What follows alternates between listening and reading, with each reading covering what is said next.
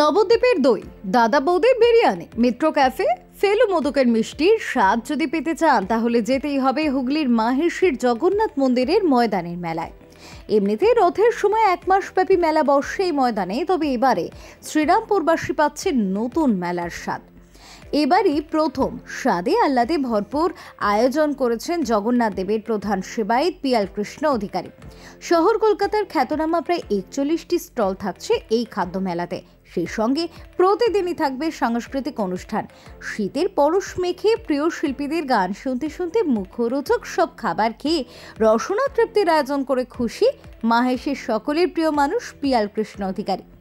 শনিবার বৃষ্টি উপেক্ষা করে সাড়ম্বরে শিল্পী বিশ্বনাথ দত্তের হাত ধরে উদ্বোধন হয় এই খাদ্য মেলার। মেলা চলবে আগামী 25শে ডিসেম্বর পর্যন্ত।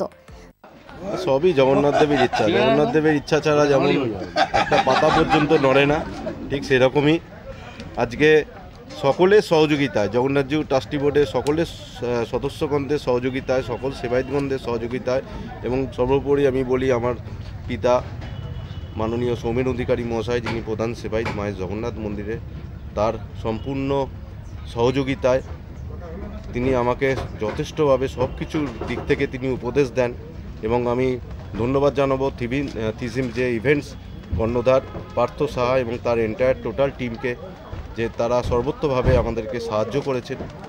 তো সব কিছু নিয়েই আজকে এই খাদ্য উৎসব।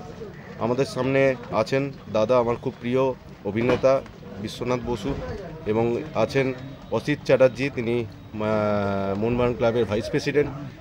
এছাড়াও আরও অনেক বিশিষ্ট ব্যক্তিগণরা আসবেন। আগামীকাল আমাদের যজ্ঞ হবে, বিশ্বশান্তি মহাযজ্ঞ, এটা আমাদের বাৎসরিক উৎসব।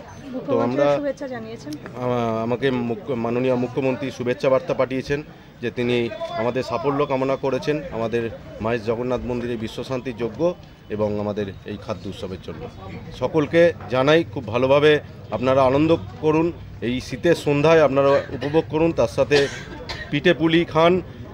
অনেক দোকান থাকছে, অনেক দোকানদের যারা আসছে, তারা বাইরে থেকে যারা আসছে তারা দোকান দিচ্ছে, আপনারা উপভোগ করুন খাদ্য এবং তার সাথে সঙ্গীত উপভোগ করুন। বিভিন্ন জি বাংলা খ্যাত এবং সারেগামাপা খ্যাত বিভিন্ন বিশিষ্ট সঙ্গীত শিল্পীরা থাকবেন।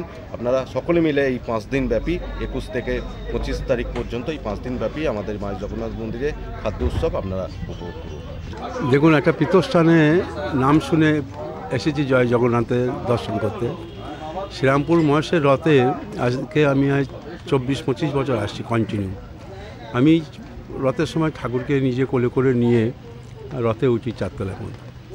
তা পিয়াল দিকে যে সেক্রেটারি ট্রাস্টি বোর্ডের আমার কাছে যাহাতে যে আজকে যোগ্য হবে, প্লাস একটা উদ্বোধন আছে, আপনাকে যেতে হবে। তা সত্ত্বেও আমি আজকে এসেছি। এখানে বারবার আসতে পারলে খুব ভালো লাগে। আজকে যে পিয়াল যেভাবে উন্নতি করেছে, আরও চাইবো যে আরও বেশি করে উন্নতি হোক, দর্শকরা যাতে খুব ভালোভাবে যাতে ঠাকুর দর্শন করতে পারে। Bureau report, channel 10।